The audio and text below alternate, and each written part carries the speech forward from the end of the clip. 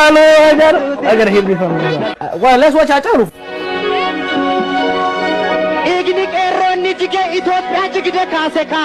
Ya.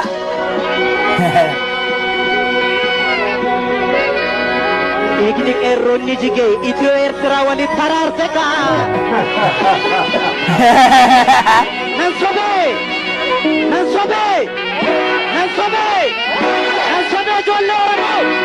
Nansobe jolle biyako. Abu kokoni. Halo. Matrayasi.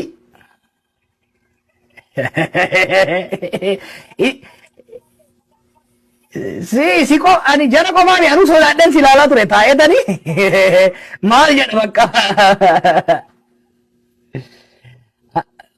onnee koorraa naa dubbatte bo onnee koorraa